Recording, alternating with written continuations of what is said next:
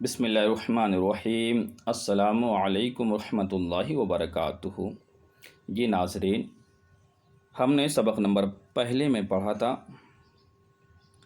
کہ جن پانیوں سے طہارت حاصل کرنا جائز و درست ہے وہ 7 ہیں: آسمان کا پانی، سمندر کا پانی، نہر کا پانی، کنویں کا پانی، اور برف اور اولے سے پگھلا ہوا پانی، اور چشمے کا پانی۔ ان 7 پانیوں سے طہارت حاصل کرنا جائز و درست ہے۔ سبق نمبر دوسرے میں ہم پڑھیں گے کہ طہارت کے اعتبار سے پانی 5 قسموں پر ہے۔ چلیے شروع کرتے ہیں سبق نمبر دوسرا۔ ثم المیاہ علی 5 اقسام، پھر پانی 5 قسموں پر ہے۔ پہلی قسم طاہر مطہر غیر مکروہ، جو خود پاک ہو اور دوسروں کو پاک کرنے والا ہو، غیر مکروہ مکروہ نہ ہو۔ وہو الماء المطلق، اور وہ مائع مطلق ہے جس میں کسی چیز کی قید نہ ہو، یعنی گلاب کا پانی نہ ہو، گلاب کی قید نہ ہو، یا پھل کا پانی نہ ہو یعنی پھل کی قید نہ ہو، بلکہ وہ مطلق ہو، مقید نہ ہو۔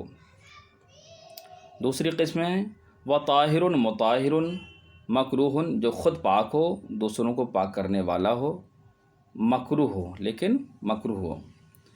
وہو ما شرب منہ الحرۃ ونحوها وکان قلیلا، اور یہ وہ پانی ہے جس کو بلی یا اس جیسے کسی جانور نے پی لیا ہو، وکان قلیلا، اور وہ تھوڑا ہو، وطاہر، تیسری قسم ہے وطاہر غیر مطہر، جو خود پاک ہو اور پاک کرنے والا نہ ہو۔ وہو ما استعمل لرفع حدث او لقربۃ، اور یہ وہ پانی ہے جس کو حدث کو دور کرنے، یعنی حدث اصغر ہو یا حدث اکبر یا قربت ثواب کے لیے استعمال کیا گیا ہو۔ کل وضوء علی الوضوء، جیسے وضو پر وضو کرنا، بنیتی ہی وضو کی نیت سے۔ ویسیر الماء مستعملا بمجرد انفصالہ عن الجسد، اور پانی مستعمل ہو جاتا ہے صرف جسم سے جدا ہوتے ہی۔ ولا یجوز بماء شجر و ثمر، اور جائز نہیں ہوتا ہے وضو کرنا درخت یا پھل کے پانی سے۔ ملتے ہیں سبق نمبر تیسرے کے ساتھ انشاءاللہ تعالی۔